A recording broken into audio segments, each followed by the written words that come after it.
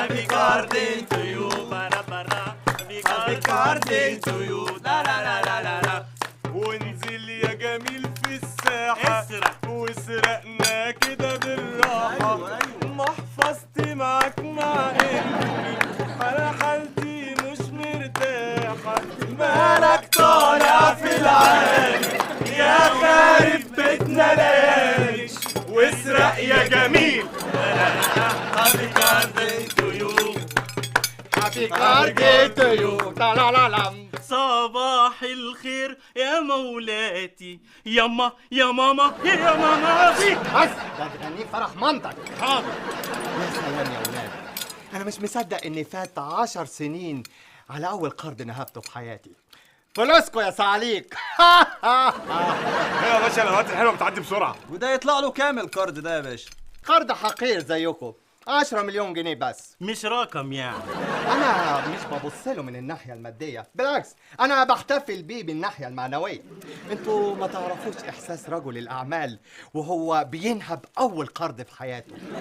يا سلام، زي بالظبط احساس بوسي درمغه في اول طلعه ليها في جامعه الدول. فعلا يا جماعه صدق اللي قال ان اول مره هي اصعب مره.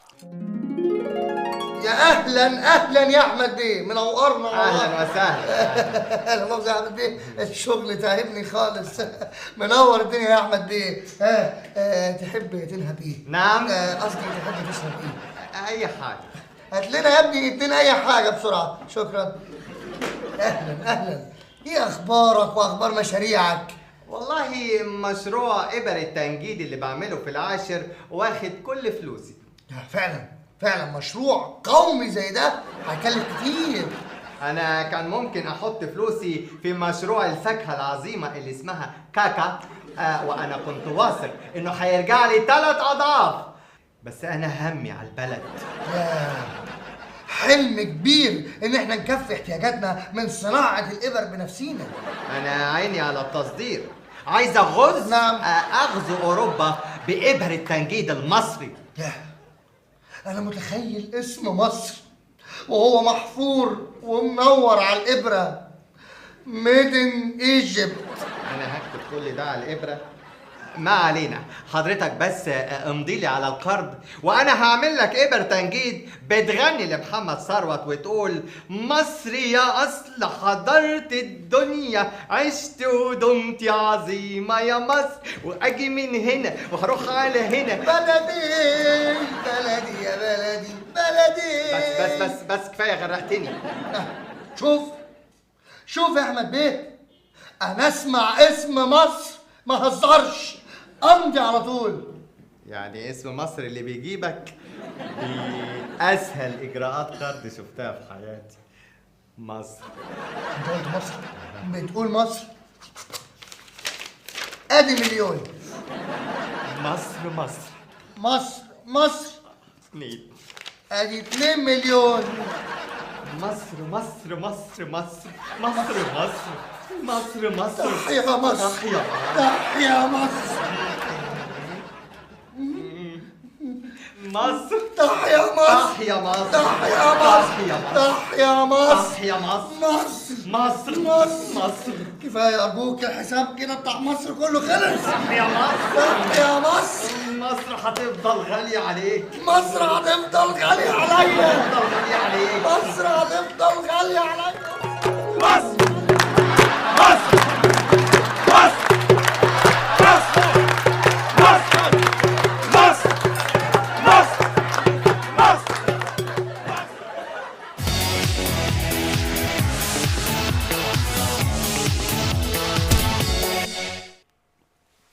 ايه ده يا باشا؟ ده ايه ده؟ ايه في ايه؟ في صقر على شنبك يا باشا.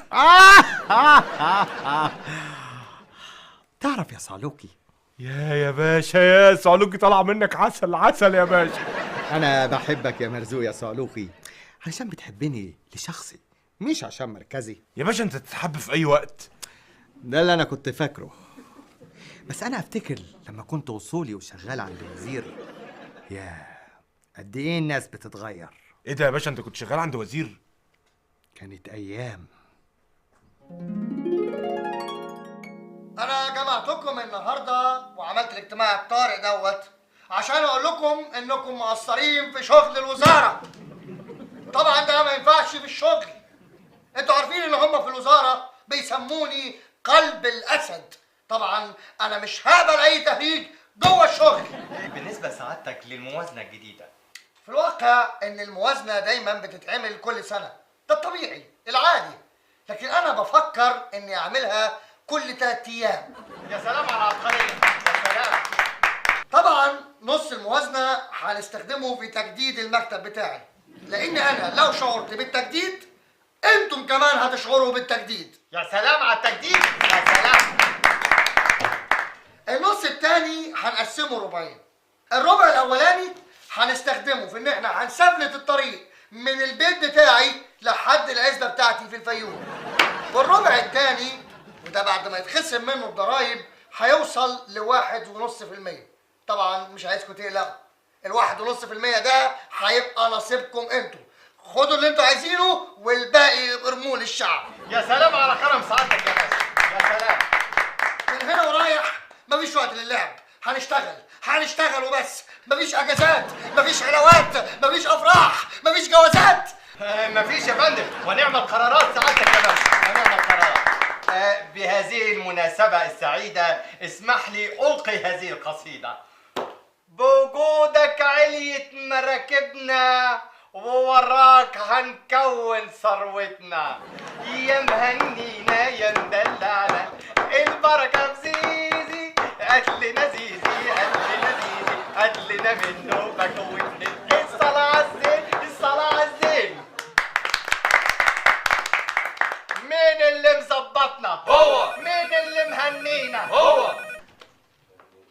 الو، ايوه انا الباشا. بتقول ايه؟ واضح ان في سوء فهم. بتقول شالوني من الوزاره وطالبين مني اقدم استقالتي؟ مين اللي مبهدلنا؟ هو. مين اللي مفلسنا؟ هو. ويشاوروا عليه ويقولوا المرفوض اهو، المرفوض اهو. احمد قول لي جمعه يحضر لي العربيه، انا عايز امشي فورا. عربية ايه يا اخوي؟ يا عربية اهلك. انزل يا اخويا اركب لك الميكروباص، انزل يا متع. احمد احمد بيه، هي كانت عربية اهلك ولا عربية اهلك؟ ايه ده؟ عرفتنا يا اخي، بقالك 5 سنين زللنا. روح الهي ما ترجع. احمد، طب ممكن تقول لي جمعه يوقف لي تاكسي؟ اقول لك ايه، انت هتقعد تلبلب كتير ولا ايه؟ قوم اقلع الجاكيته اللي جبتها لك في عيد الام، وهات الساعه، هات الساعه اللي جبتها لك في شم النسيم. انت شكلك صعبت عليا. عايز ترجع الوزاره مره تانية؟ مفيش غير حل واحد، تقف كل يوم قدام المرايه وتقول 100 مره في الواقع البحر كله قواقع. في الواقع البحر كله قواقع. تصدق؟ في الواقع البحر كله قواقع.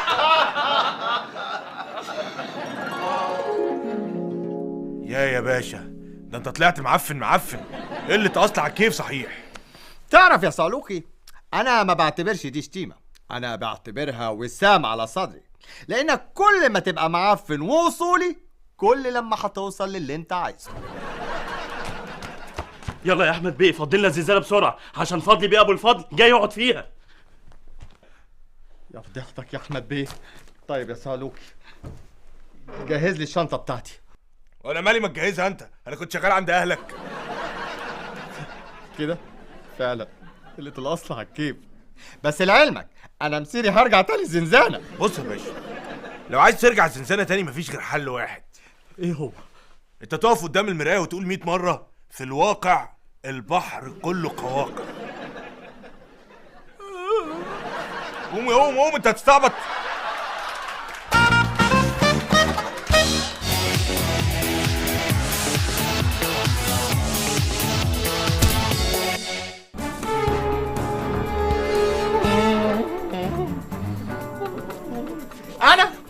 انا يا صعاليق يا ولاد الصعاليق، تعلموا عليا في الريموت كنترول بتاعي. قطع ايده العمل كده يا باشا. انا اللي علمت على نص بنوك مصر والنص التاني كسلت اروح امضي الورق بتاعه. تعلموا عليا ليه؟ هو انا سيس ولا ايه؟ هو انا شكلي سيس ياض؟ انت اكبر سيس يا باشا. سيس دي يعني شتيمه يا كبد. لا مؤاخذه يا باشا. طب يا باشا يعني ما تدور عليه كويس. بس يا كلاب، انتوا فاكريني ايه؟ حرامي صغير ولا ايه؟ انا اكبر حرامي في البلد دي. انا جاي السجن ده اغير جو. انا هقلب لك عليه السجن يا باشا. انا هفتش لك اصغر واحد لاطول واحد. يلا بينا.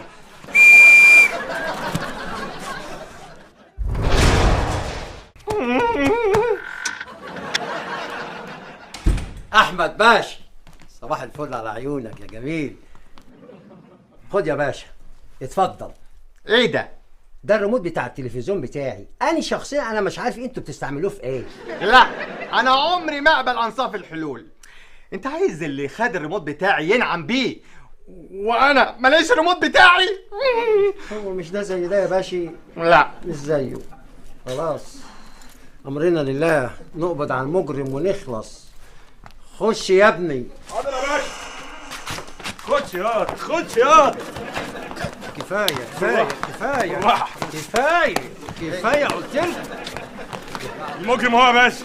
المجرم انت ياض. حاضر حاضر. وديت الريموت بتاعي فين؟ رميته. رميته فين؟ هو انت ايه؟ عايز الاعتراف يجي لك على الجاهز؟ ايه؟ مفيش مره سنس، مره شويه ارتجال، مش عارف تعمل حاجه؟ ها؟ هتوديتوا لك. حاضر. كتكل بلاوي. تعرف يا باشا، المعترف المصري ده أسوأ معترف في العالم. عايز الاعتراف يجي له كده على الجاهز ويقول على طول، ما عندهمش خيال. ماليش دعوه، انا عايز الريموت بتاعي. طبعا نشطوا له خيال. خياله ده. لا خياله ده. حرام بقى حرام بقى. نشط ولا لسه؟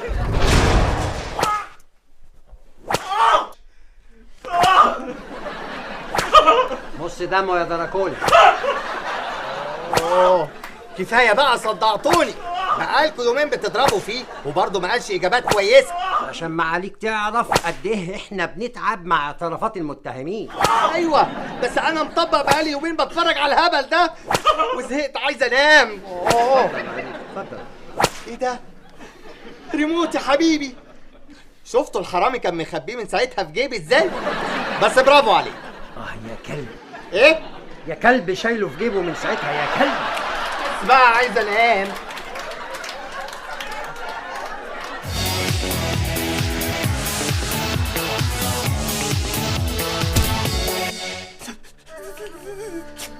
يا باشا الدموع دي شكلها بجد يا باشا ولا ايه؟ مع الاسف ايوه يا صعلوك. طب اهدى بس اهدى بس يا باشا يعني. طب حاجه يا باشا حاسه في نفسيتك، عايز تفك في دمعتين قول لي وانا قاعد بدالك يا باشا. بلاش ترق عيونك وانا موجود يا باشا. لا المره دي انا عايز اعيط لوحدي، مش عايز حد يشارك لي دموعي. ده شكله وجع في الجوه قوي يا باشا. طب فضفض فضفض يا باشا، على كتف مشعلوكك مرزوق. فضفض. اول حب في حياتي اتقبض عليها امبارح. دي الجماعه ام العيال يا باشا. لا دي فاطمه هانم اول حب. لا قوه الا بالله. لا حول ولا قوه الا بالله. فتنة، انا لازم انسحب من حياتك. أرجوك اوعى تنطقها. احنا يا هنموت سوا يا هنعيش في فيلتنا سوا برضه. انا فين وانت فين؟ انا يا دوبك لسه بحط رجلي في الجمارك وما عملتليش غير تهريبتين 3 وكل اللي معايا 250,000 جنيه. مش مهم يا أحمد، نبدأ صغيرين ونكبر مع بعض. النهارده بتهرب سجاير أجنبي وويسكي مضروب، بكرة ممكن تهرب قطع غيار سيارات، ونهرب كمان في شكمانة هيروين، وأنا هقف معاك يا أحمد صدقني. أنا آسفة. ايوه بس ابوكي صفوان باشا مش هيرضى، ده بيلعب في 10 مليون. مش ممكن. انا فين وهو فين؟ ده اكبر تاجر هيروين، هيبص لي انا ليه؟ ده اكبر مقاول عمارات بتقع على دماغ الناس، اكبر مستورد لوراك فراخ محقونه، هيرضى يجوزني بنته ليه؟ اكيد هيجوزك لواحد من مستواه. حرام عليك يا أحمد، ده أنا رفضت كل اللي تقدمولي وآخرهم واحد امبارح. اكبر مستورد بلوبيف غير صالح للاستهلاك الادمي. وعارف كان هيجيب لي الشبكه ايه؟ عجل الماس. لحد امتى هتفضلي ترفضي؟ هتربطي مصيرك بمصير فقير زي ليه؟ عشان بحبك يا احمد. افهم بقى يا اخي. بقول لك ايه، انت لازم تروح تقابل دادي، واكيد اكيد عمره ما هيقف في طريق سعادتي. طب اديني العنوان. اديني جيت لك بنفسي ولا تتعب نفسك. نعم. دادي، دادك؟ انت عرفت اني هنا ازاي يا دادي؟ يا بنتي مركزي ده من املاكي اصلا، انت نسيتي؟ معلش بقى يا دادي، اصل انت املاكك كتير بقول لي عليهم. وعشان كده جايبه الصعلوك ده عشان يتجوزك ويهبش شويه من املاكي. لا يا صفوان باشا، انا فعلا فقير، لكن ما اقبلش ان حد يمس كرامتي. انا حرميك في النيل عشان السمك ياكل كرامتك دي يا صعلوك. يا رضوان، يا برهان، يا عثمان، اما ربيتك يا حيوان. قديم قوي. وانتهت قصة حبنا زي روميو وجولييت. ايه يا باشا، انت اكلت علقه موت زي رومبو؟ روميو؟ لا طبعا، بلغت عن ابوه.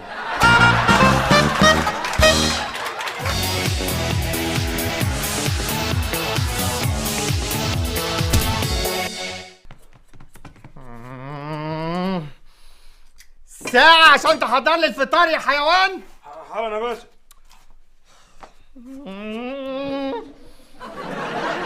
الفطار هيبقى جاهز. اتفضل يا باشا، الكابتشينو بتاعك جاهز. ايه ده؟ ايه اللي على بقك ده؟ مفيش يا باشا، بس ده انا دوبك يعني لحوت وقنه من وشه. شاطر. تعالى. يا باشا.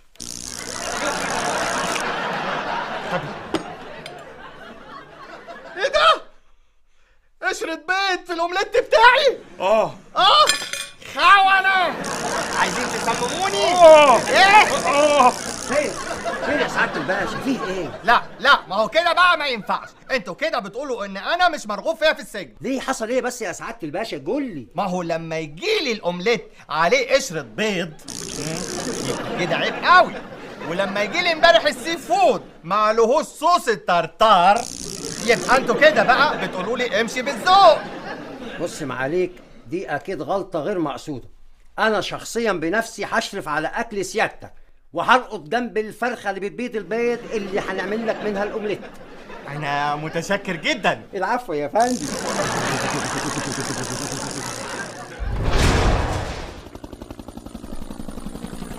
طيارة فطار معاليك وصلت من سويسرا يا فندم، بس السواق الحمار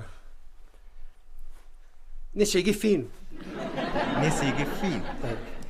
طب قول لي السواق الحمار يلف ويرجع تاني فرنسا يجيب لي رغيفين الفينو، لاني كده مش هفطر. طب بقول لي معاليك ايه، ما تاخد دول مؤقتا كده يعني تمشي بيهم حالك عقبال ما نجيب الفينو. لا دول بقى تحطهم في التورته. يا باشا طب انا اعمل ايه؟ طب دلوقتي تعمل ايه؟ ده انا هخرب بيتك. انا هجيب لك فينو. انا هوديكم. انا هتصرف واجيب فينو. انتوا مش نافعين. ما تقعد شويه.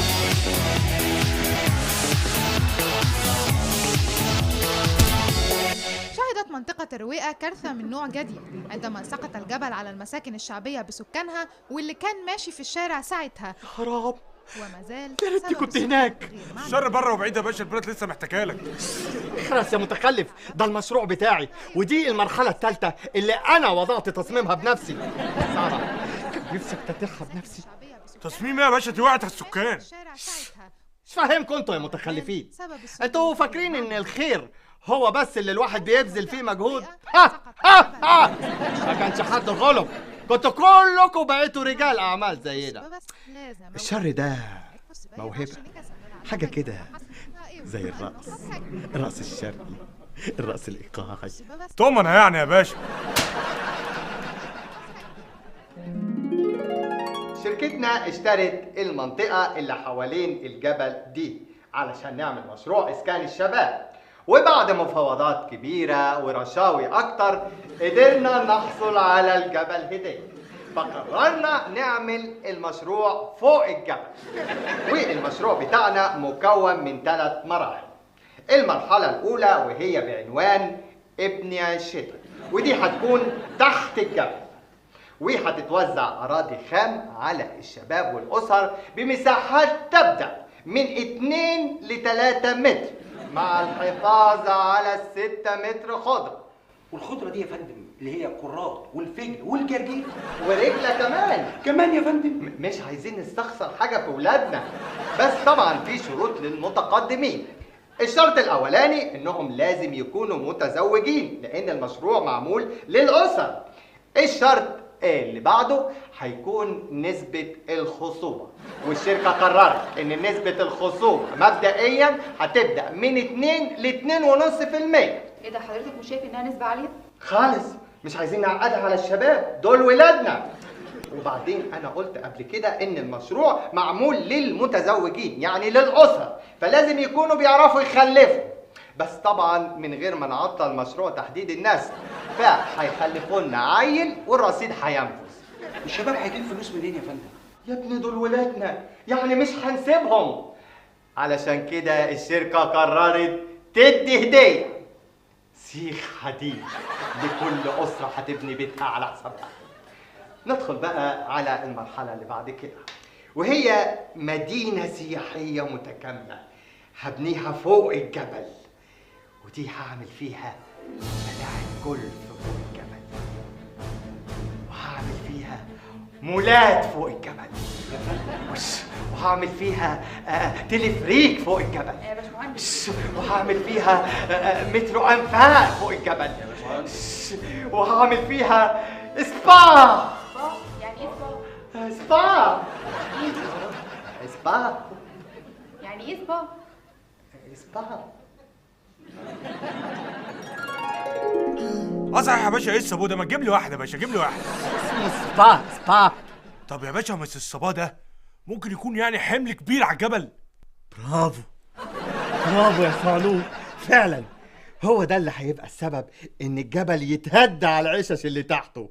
ودي بقى المرحلة الثالثة اللي هتساعد على بناء منتجع سياحي لرجال الاعمال اللي زينا.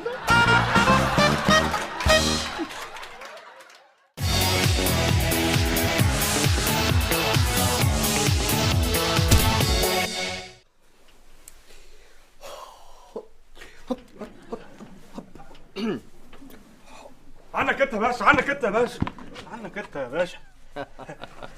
الغدا جاهز يا باشا، بس انا بعت اجيب لك كيسين كشطه. لا لا لا، انا النهارده هاكل مع زمايلي الرعاع على ترابيزه واحده. يا باشا ما تجمعش يا باشا، انا الزحلوك. معلش يا صالون، انا محتاج اعيش عيشه المسجون محدود الدخل.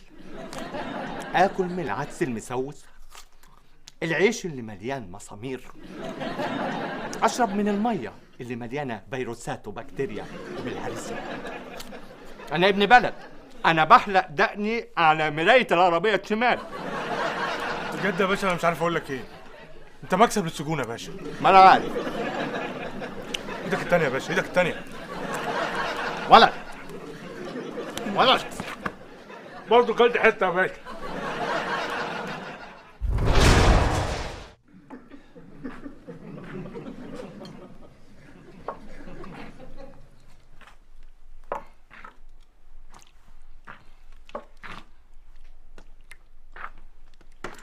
ميرسي.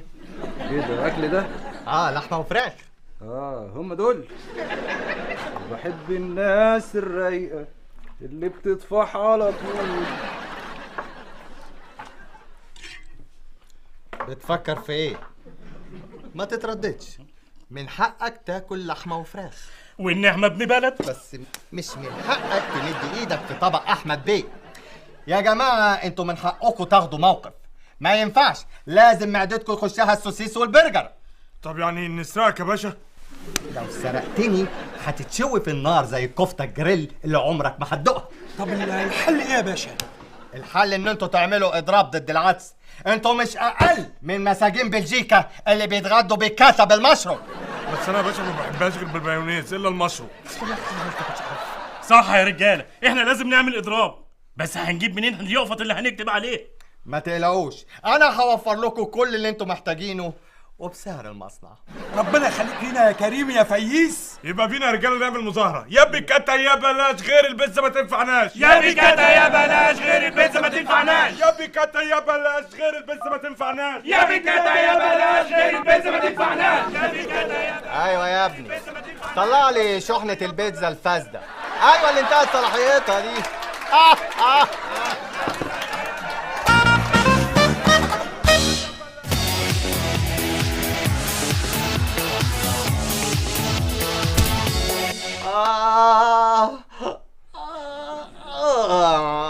خير يا باشا خير، بس انت صوتك حلو قوي يا باشا حتى وانت بتتوجع. نيل مصاريني الاثنى عشر بتوجعني قوي. ما شاء الله يا باشا عندك اثنى عشر، ربنا يزيدك يا باشا. بس انت عارف هي سندوتشات الكبده المعفنه دي هي السبب. ما انت عارف الغني اللي زيي احيانا بيبقى محروم. محروم من ايه يا باشا؟ محروم من الحاجات المعفنه بتاعتكوا دي. بص يا باشا، انا ممكن اتبرع لك باي حته في جسمك. لا بلاش اي حته في جسمك يا باشا. عايز بس يسيبوا لي عين الشمال. اشمعنى يعني؟ عشان اشوفك بيها يا باشا واسهر على راحتك يا باشا. الدكتور قال لي ان المرض بتاعي ده مرض نادر. يبقى هو نادر ده اللي حطك في دماغك يا باشا. بس يا غبي، الساعة كام معاك دلوقتي؟ الساعة 10 يا باشا. ساعتي يا ابن الحرامية. الدكتور قال لي اني مش هعيش اكتر من 3/4 ساعة. عشان كده انا لازم اعمل خير كتير في الوقت ده. ايوه، انا هبني مستشفى كبيرة عشان كل مريض يخش ياخد حقنة يدعي لي، خصوصا انه بياخدها بفلوسي. مدرسة يا باشا مدرسة. ومدرسة هبني مدرسة كبيرة، بس العيال لازم يدعوا لي خصوصا في الفسحة. خلاص يا باشا انت شغلني عليهم ناظر، وانا اللي مش هيدعي لك هعبطهولك. هعمل ملجأ ايتام. انا بشوف كده في الافلام، كل رقاصة تعتزل تعمل ملجأ ايتام. ليه يا باشا انت كنت شغال رقاصة؟ يا غبي، هيوحشني غباك يا مرزوق. ايوه، وهكتب لك نص ثروتي. نص ثروتك يا باشا؟ اه. طب موت دلوقتي يا باشا. لسه موت دلوقتي. لسه يا غبي، لسه في وقت. ولا اقول لك هكتب لك كل ثروتي، ال 40 مليون جنيه هيبقوا عندك بكره الصبح. 40 مليون جنيه؟ 40 مليون جنيه؟ انت بتدور على طب اي حاجة دلوقتي يا باشا، اي حاجة دلوقتي. اي حاجه دلوقتي؟ لسه هستنى للصبح. استنى كده. معيش غير 5 جنيه. حلو يا باشا، 5 جنيه بحالها يا باشا.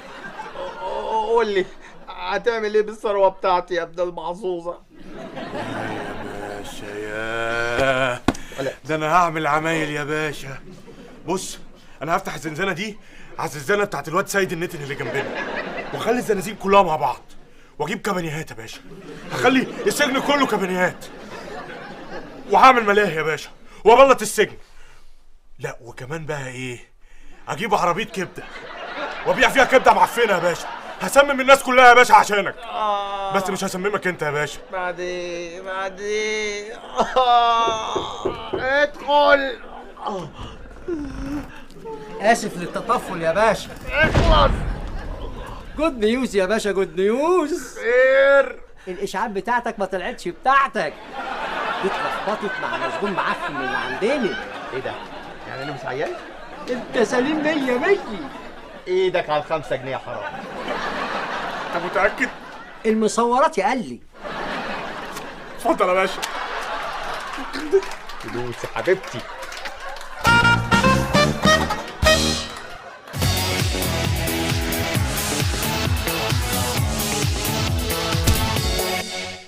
هما يومين اروح ازور مدير البنك اللي جاله ذبحه صدريه بسببي. هروح اسيب له علبه شوكولا في الريسبشن وارجع على طول. ماشي يا باشا. يلا البس يا باشا. خلاص يا باشا خلاص. يا احنا كده يا باشا اجازه من تشطيب السور. ايه؟ اجازه من تشطيب السور. يعني عايزين تقعدوا بروتات ما تشتغلوش. لا لا لا لا، عايزين تقعدوا ترغوا بقى وتقعدوا على اسمها ايه اللي بتقعدوا عليها في البريك دي؟ المسططه. اسمها المسطبه يا متخلف. ماشي يا باشا. لا انسوا، انا بعت اجيب لكم اشرس ابنائي، هاني بيه، احمد بيه. اسمه هاني؟ ده اسمه لوحده يا باشا شرس قوي. ما توصي علينا يا باشا، وصي علينا. اوصي عليكم؟ يا ريت انتوا اللي توصوا عليا، ده مبهدلنا انا وامه، بيمشينا بلط في البيت. يا ابن اللعيبه. القصد خلي بالك، ها؟ اوعى ماشي يا حد باشا. يجي من بره يسرقنا خالص. انا هقفل اهو عليك. باشا باشا، مش عايز حاجه من بره يا ولد؟ سيجاره فرد. اوكي. بقول لك ايه، معاك فلوس ولا تاخد؟ اخرس يا متخلف. باشا باشا.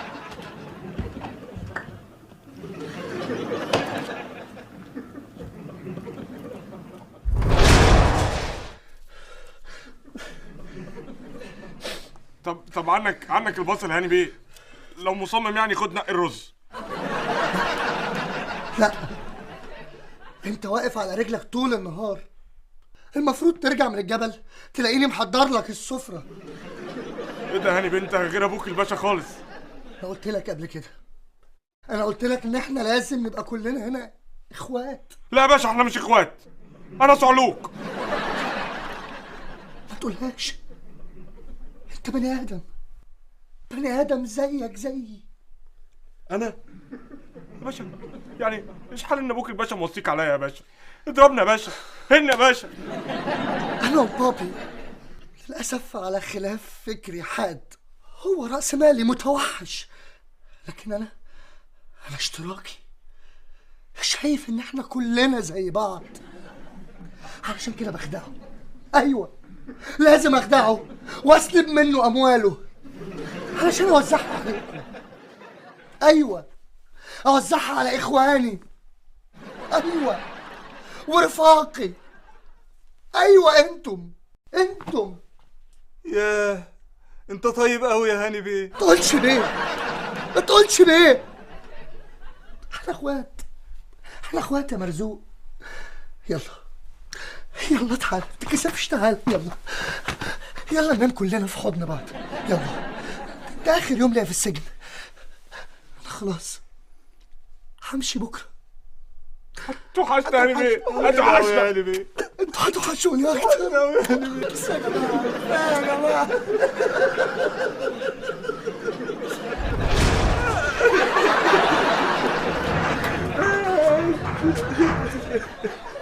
ايه ده؟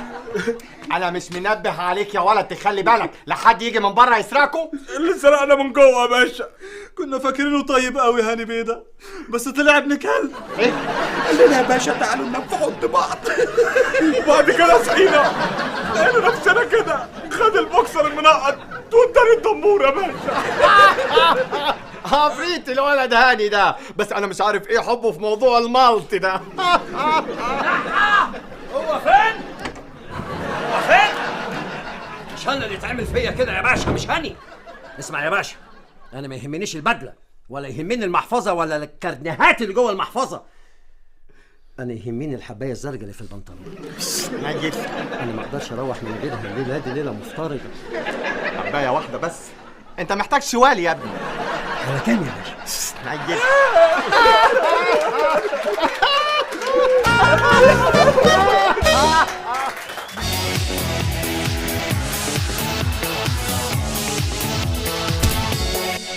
ايه ده يا باشا؟ الجدع الصحفي اللي اسمه مدحت بسيوني ده مزودها قوي يا باشا. ده كاتب مقال النهارده في جريده ابو زعبل اليوم عن كابينيه سيادتك الخصوص يا باشا. قلت لك قبل كده اسمه WC يا باشا. انت تؤمر بس وانا اروح له زنزانته واغطس له دماغه في فتحه الكابينيه. قلت لك يا متخلف اسمه WC يا باشا. كابينيه WC مش فارقه، المهم ان هو بيشتمك يا باشا. هو مدحت البسيوني ده طول عمره بيقلل من انجازاتي الاجراميه. هاتوه، انا هحكي لك اللي حصل. نقول 50,000 كويس؟ مدحت البسيوني ما بيبيعش ضميره ولو ب1,000,000 جنيه. حمار مين اللي فصله لك بالسعر ده؟ ده انا لسه مخلص مع مسؤول كبير على 75,000. نقربها شويه. اخرس يا دراكولا الشعوب، قلت لك انا ضميري مش للبيع. بلاش للبيع، ممكن ناخده ايجار جديد على 1,500 في الشهر والتشطيب عليه. ده انت لو دفعت لي الضريبه العقاريه حتى. لا صلح ولا تصالح ولو منحتني الذهب يا فالح. ده مين اللي قال الجملة العظيمة دي؟ انا نايل. طيب بلاش يا سيدي، ايه رأيك لو منحتك موبايل N70 شاحن اصلي؟ بشريحتين بشريحتين وكاميرتين وكاميرتين. ها؟ لا دي رشوة، اطلع بره بره بره. بره فين ده مكتبي؟ ايوه صحيح، يبقى انا اطلع بره بره بره. بس خلاص كده بقى انا مضطر استخدم معاك اسلوب ما كنتش احب استخدمه.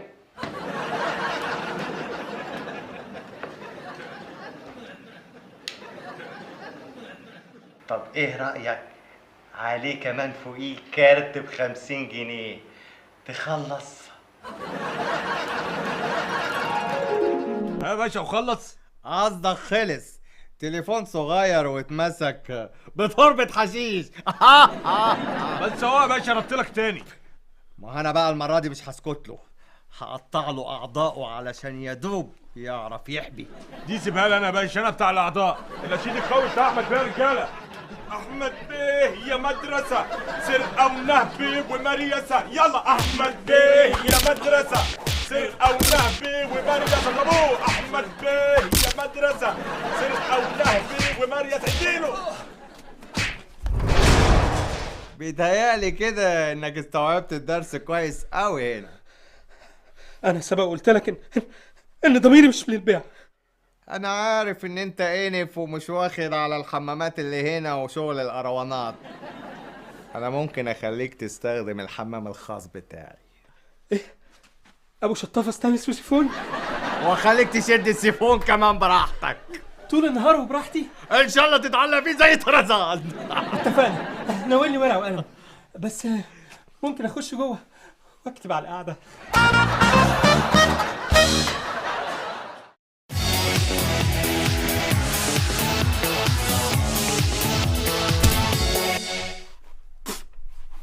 برافو، انت احسن صعلوك بينظف جزمتي كويس. يبقى فكرني اكافئك لما اخرج من السجن. هعينك صعلوك جارد. بص يا باشا، انا حلم حياتي اخرج من السجن وما ارجعلوش غير وانا رجل اعمال كبير، نهيب كبير زيك يا باشا، كبير للسجن. شوف يا ابني، كله بالصبر والاجتهاد والرشوه.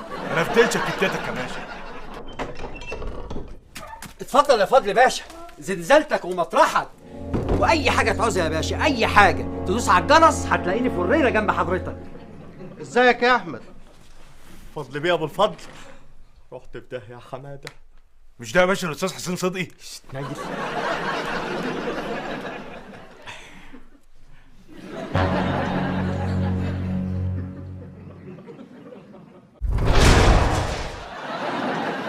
والله يا زمن لا بايدينا نغسل غسيل غير.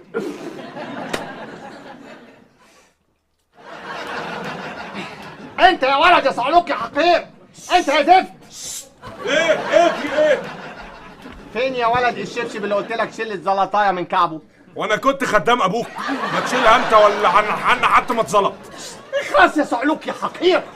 احفظ كلامك، انا دلوقتي الصعلوك الخاص بتاع فضل بيه ابو الفضل. بقالك بس سنه معانا وفهمنا ان انت ناهب قرود، ويطلع الباشا فضل بيه ابو الفضل ناهب اكتر منك ب100 مليون. فضل بيه ابو الفضل يا حبيبي. صعلوك مادي حقير. اسمع، الغسيل ده تمرش كويس، لو شوت فيه بقعايه كده ولا كده هتشوف ايه اللي هيحصل لك. يلا يا صعلوك. شت اب. شد ايه؟ شت اب. خلاص اخلص. غور في داهيه.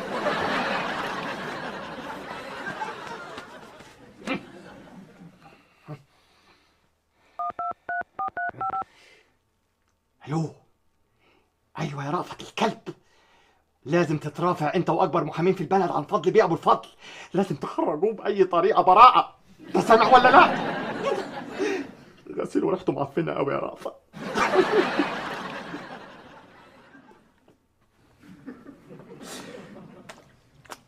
والله يا زمن. باشا الحقيقة يا خالتي سامية. علشان تحرم تتنطط يا صعلوك يا حقير. حرمت يا باشا، سامحني يا كبير. شربة ماء ولا شربة عدس يا كلب. اهو فضل ابو الفضل بتاعك طلع بريء.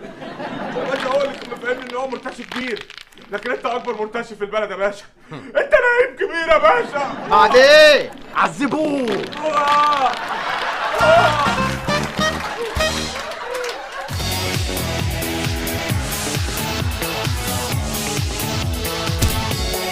حلوة يا بلحة يا مقمعة، شرفت اخواتك الأربعة. بس عليك، ما تضايقش نفسك يا باشا، ما تضايقش نفسك. أنا مش متضايق. يا حلوة يا بلحة يا مقمعة، شرفت اخواتك الأربعة. بس يا كلاب، ما تزعلش نفسك يا باشا، ما تزعلش نفسك. أنا مش زعلان يا ابني. يا باشا أنا رقبت ليك يا باشا. أنا بكرة بإذن الله ههرب على الساعة 12، أروح أقتلها وأغسل عرق وأجي لك فريرة. يا مين دي اللي هتقتلها يا حمار انت؟ يا باشا هو انت ما قريتش جرايد النهارده ولا ايه؟ دول كاتبين يعني ان مرات سيادتك لا مؤاخذه خانتك مع 4. ايه؟ 4؟ حمار قايل لها 5. ايه ده يا باشا انت عارف وساكت؟ طبعا انا مراتي ما تستجراش تعمل حاجه بدون اذني. طب والنعمه يا باشا انت راجل ومراتك دي جنيه دهب. انا هحكي لك كل حاجه بعد ما اخد الهوت شوكليت بتاعي. هات يا ابني الهوت شوكليت يا باشا. حاضر يا باشا.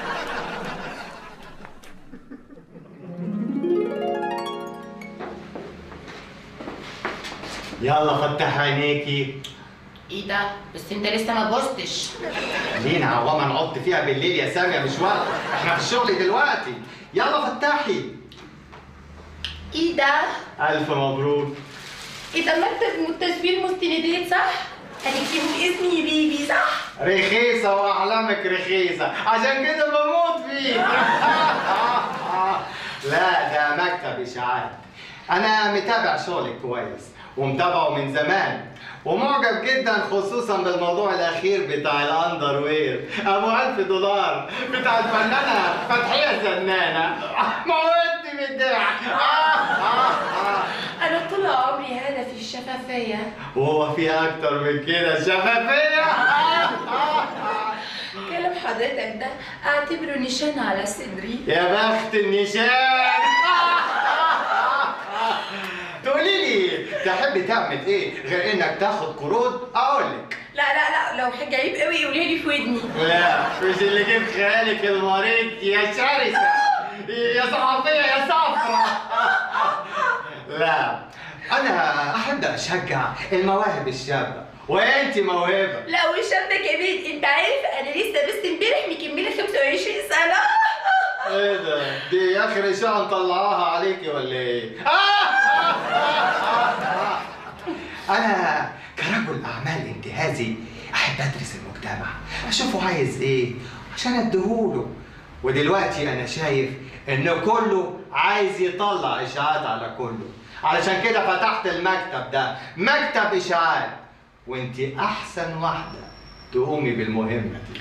ميرسي قوي يا احمد بيه، انت فعلا ارجلتني وانا واقفه مكاني كده. واول مهمه عايزك تعمليها انك تطلعي اشاعه عليا انا ومراتي.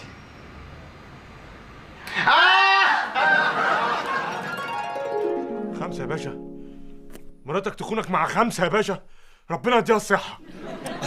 بيني وبينك اصلي بتفائل بالرقم ده، وبعدين احنا عملنا كده علشان تاني يوم نطلع اشاعه اننا اتطلقنا، فتقوم مباحث الاموال العامه ما تدورش على الفلوس اللي هي واخداها مني، اللي هي اصلا بتاعتي، اللي هي اصلا بتاعتكم يا صعاليك. يا ابن اللئيمه. ايه؟ يا لعيبه يا باشا لعيبه.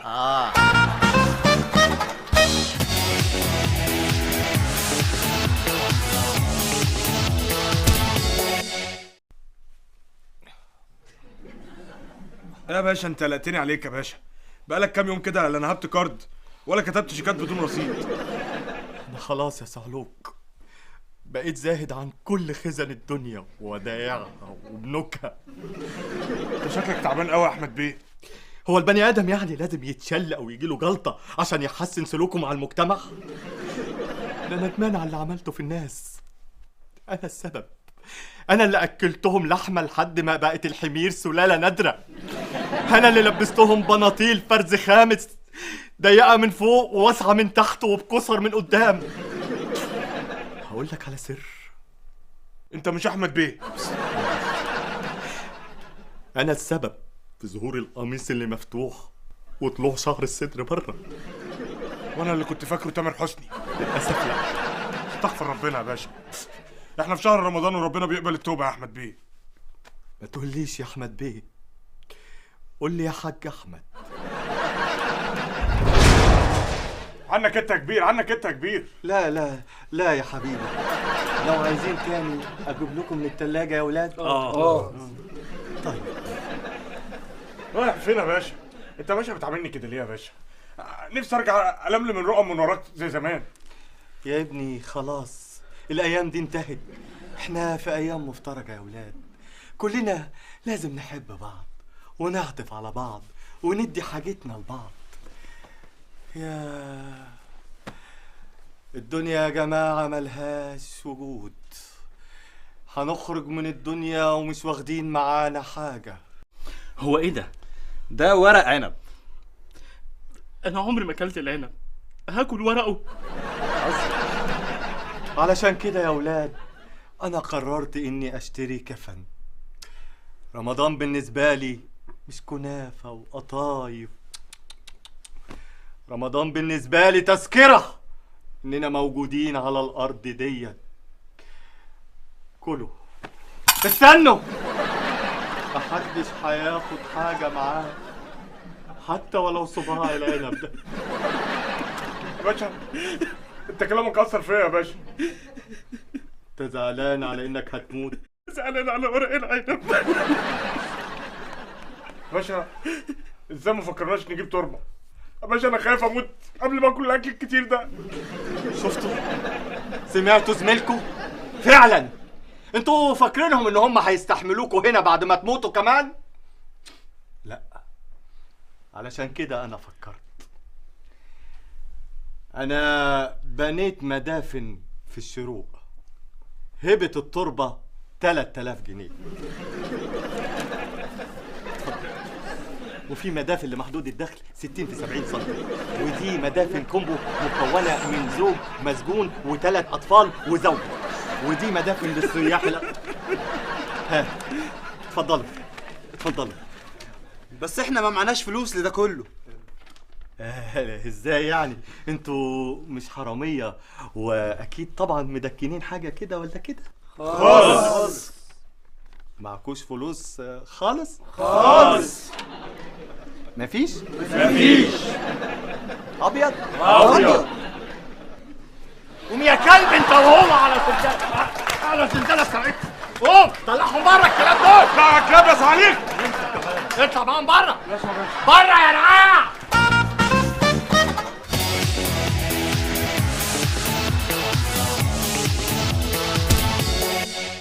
الف مبروك يا باشا. فرق ملبس بقى؟ لا انا لسه ما وافقتش على العريس اللي جاي لبنتي. يا باشا بس ده يطلع مين؟ ولد مسجون جنبنا هنا، ابن رجل اعمال كبير، شاف بنتي الزياره اللي فاتت عجبته، طلب ايد عند دورة المايه امبارح. بص يا باشا انا خالتي ساميه ده تقول لي ايه؟ خالتي ساميه دايما تقول لي بدل المسجون دخل من بابه يبقى هشيل بنتك في نن عينيه. خالتك دي هي اللي قالت كده؟ ايوه يا باشا. خلاص يبقى على البركه. شكله جاي يا باشا. خلاص عمي خلاص. اهلا وسهلا. اهلا يا ادهم بيه. مساء الخير يا عم. اهلا اتفضل.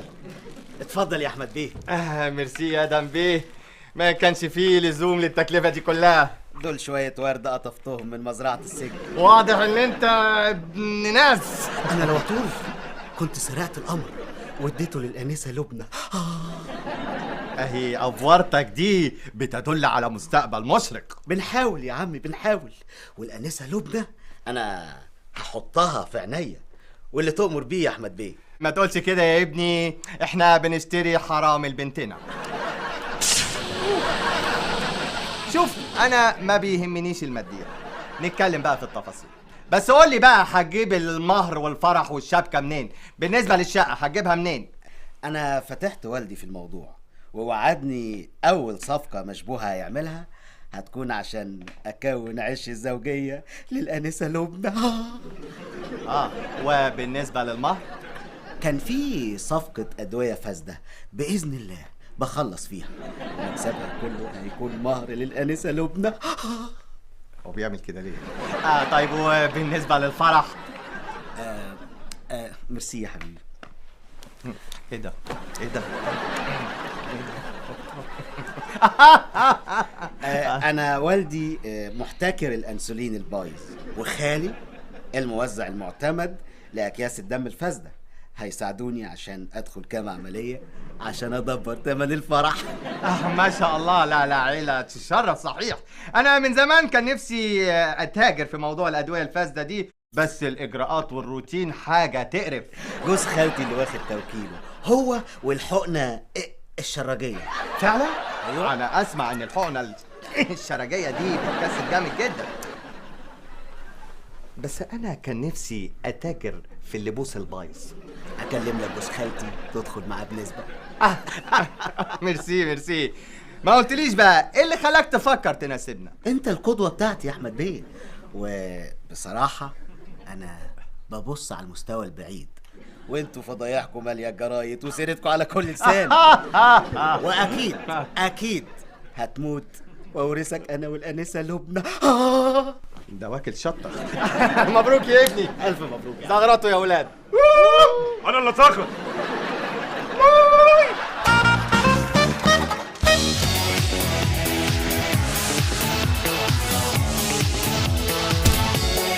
تمكنت من اقتحام مانع قناة السويس الصعب واجتياح خط برلين المنيع. صبع يا باشا صبع، الف انا وشفها. بعد ان افقدت تعرف العدو ان فيلم ايام السادات ده فيلم عبقري. هو بس يا باشا عشان الاستاذ احمد زكي ده نمر اسود يعني من مدرسه المشاغبين وهو نجم. فعلا اسطوره تجسد اسطوره. تعرف انه لو عايش لغايه دلوقتي كنت خليته عمل قصه حياتي فيلم. طب ما انا يا باشا هو موجود يا باشا، انا اعرف فضايحك اللي محدش يعرفها. اللي هي ايه يا ولد؟ الوان بوكسراتك يا باشا. هو فعلا جانب مهم في حياتي. لا انت ما تنفعش خالص. طب يا باشا، طب ما تديني فرصتي يا باشا، اديني فرصتي. طب وريني كده. تعالى يا باشا هنا مكاني، امسك ده، هات السيجار، ما تزعلش مني يعني. خد راحتك. بص يا احمد بقى صعلوكي، انا زمان كنت حرامي غسيل لغايه لما اتقفشت في عشه فراخ. مين ده يا حيوان اللي اتقفش في عشه فراخ؟ فز حاضر يا باشا حاضر. قوم يا غبي. حاضر يا باشا. قوم اوعى. هات دي اوعى. بس والله يا باشا الفيلم ده هيبقى موعظه للشباب ومليان قطوه. ايه؟ قطوه. هو موضوع الخطوه ده هو اللي مخليني مصر اني اعمل الفيلم ده بالذات. خلاص يا باشا، هيبقى الصيف اللي جاي بتاعك، انت النجم اللي جاي. تفتكر؟ بس مين اللي ممكن يخرج لي فيلم عبقري زي ده؟ هو في غيره؟ مخرج الروعات والقوقعيات. برافو عليك، فعلا هو ما فيش غيره. بس يا سيدي، هي دي القصة اللي عايزك تعملها لي بالظبط. انت جننت؟ عايزني اسخر فني لخدمة رأس مالي عفن زيك؟ انا فني ده للعمال، للفلاحين، للفئات. انا عملت افلام للحطابين علشان يستسلوا بيها وهم يستدفئون تحت نار المدفع. تاريخ يا حبيبي، تاريخ يا اخويا. يا سلام، من زمان وانا نفسي اقابل راجل عنده مبادئ زيك. كله الى مبادئي. انا ابيع كليتي الشمال انما مبادئي لا. الوطن ده وابنائه الكادحين هم اللي صرفوا عليا من ايام ما كنت في حضانه. انت عارف انا مكلف الوطن ده قد ايه؟ لا ما اعرفش. كراريس، كتب، جلاد. كام يعني؟ مش فاكر. عايزني بعد ده كله ابيعه على مائده الاقطاعيين امثالك؟ ولو اني مش فاهم اي حاجه من الهجص اللي انت قلته ده، بس انا عاجبني اخر كلمتين، وهم دول اللي مخليني مصر ان انت اللي تعمل الفيلم بتاعي. هقول ان الفلاحين والعمال كويسين طبعا، وهقول عليك وحش. انا ما بحبش الشخصيه الملائكيه. ولو اقتضت الدراما تقول ابن كلب كمان قول. ايه ده؟ انا مش فاهم حاجه يا جماعه. الفن ما فيهوش رقابه، قولوا اللي انتوا عايزينه. ايه ده؟ انت ابتديت تجيبني. كمل. هو مش الفن ده الرأي، والرأي الآخر. يا نهار أبيض، أنا استويت فنيا. كلمتين كمان وهبقى بتاعك. خلاص، قول كل الآراء اللي بتشتم فيا دي وحطها في التترات. ده الرأي الأول. نخش بقى على الرأي الآخر. قصة الفيلم تقول بقى تتكلم عن بطولاتي، فروسيتي، اعمال الخيريه، القناطر الخيريه. وفي نص الفيلم بقى تروح جايب لي المساجين ملبسهم لي ابيض فابيض وواقفين صفين. وما تنساش مرزوق، حطه كده في النص، لبسه ابيض فابيض، ويكون بقى دقنه بيضه بيضه بيضه كبيره قوي قوي قوي كده، وحواليه خضره من كل حته، وتقول عليه ده طور الله في برسيمه. وفي الاخر بقى تنهي لي الفيلم باوبريت، وكل المساجين بيغنوا لي ويقولوا لي: حلمنا طول عمرنا احمد بيلمنا كلنا كلنا، حلمنا طول عمرنا احمد بيلمنا كلنا كلنا، حلمنا طول عمرنا احمد بيلمنا كلنا كلنا. استمر. ده حلمنا طول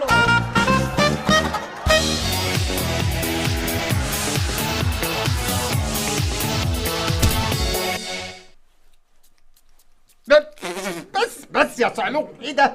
باشا بس عريس يوم ليلته يا باشا.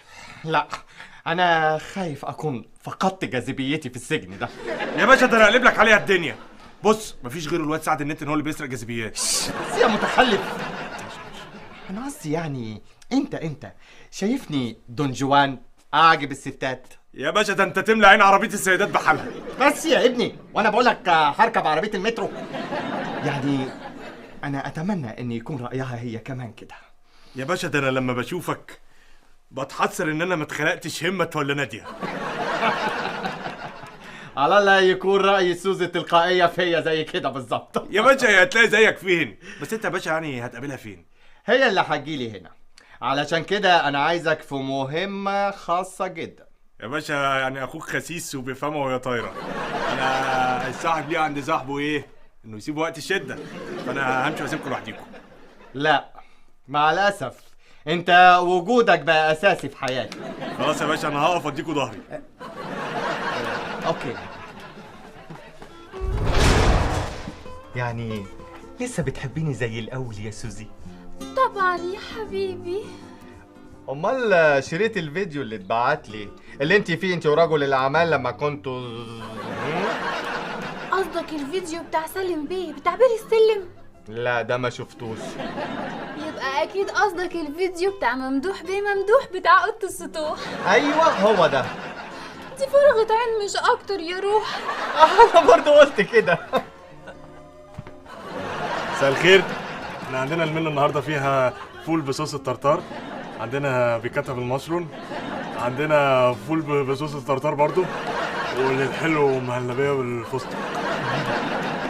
ظريف الولد ده. بتنايل ايه؟ روح هات العك اللي قلت عليه ده وتعال. حاضر يا باشا. سوزي بيتهيألي انها بردت. هي ايه دي اللي بردت يا حبيبي؟ عواطفك. لا خالص. لكن تسألني عن درجة حرارة قلبي هقولك معدية خط الاستواء. حلاوة السخونية.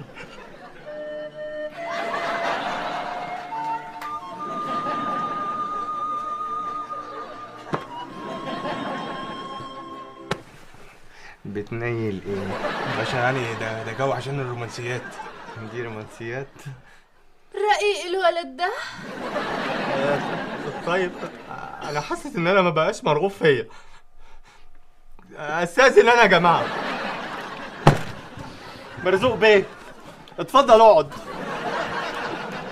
تأمروني بحاجه؟ متشكرين يا عم احمد. عم احمد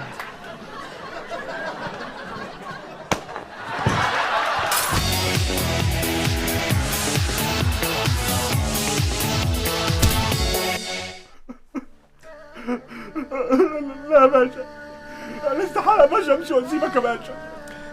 للاسف يا مرزوق انت خلاص خلصت مده عقوبتك وبقيت حر. يا باشا بس ده ظلم يا باشا. اتصل باي حد من معارفك يا باشا، خليهم يمدوا لي شويه يا باشا. انا لسه قافل مع مسؤول كبير في السجون، حاول يمدلك سنه واحده ما عرفش. للاسف الروتين والاجراءات هو ده السبب اللي مخلي السجون بتاعتنا عمرها ما هتتطور. طب يا باشا، طب انا اخرج اعمل ايه من غيرك يا باشا؟ يا باشا مين يعمل لك سلطه الكول سلو بتاعتك؟ اسمها كل سلو. يا باشا مين يغسل لك غياراتك؟ مين يغسل لك هدومك يا باشا؟ فعلا هو في ولد حاول امبارح في بوكسرين، بس للاسف نفسه مش قد كده. عارف ليه يا باشا؟ لان انا غسيل غياراتك يا باشا مش مجرد واجب متكلف بيه، ده تشريف قبل ما يكون تكليف يا باشا. فعلا انا من ايام مامي ما كانت تغسل لي كوافيلي الداخليه ما شفتش حد يغسل بوكسراتي بالضمير بتاعه. طب يا باشا مين بره يضربني يا باشا؟ طب انا هخرج بره لمين يا باشا؟ مين بره يهني يا باشا؟ مين بره هيكبرني ويقول لي يا سعلوكي؟ كفايه بقى يا صعلوك، الدمعة هتفر مني. المسجون مرزوق، حضر نفسك. لا حالك بره السجن. لا استحالة، لا يا باشا. يا باشا اعمل اي حاجة. للأسف حاولت وما قدرتش. طب يا باشا ابوس ايدك يا باشا، ابوس ايدك يا باشا، ما تخليهمش يخرجوني، انا لازم اهرب قبل ما يطلعوني براءة. ايه؟ لا مش وقت غباء خالص. طب يا باشا بص، ما تزعلش مني بقى يا باشا، انا اللي عامله ده عشان والنعمة بحبك يا باشا، ماشي؟ كده فيها سنتين 3.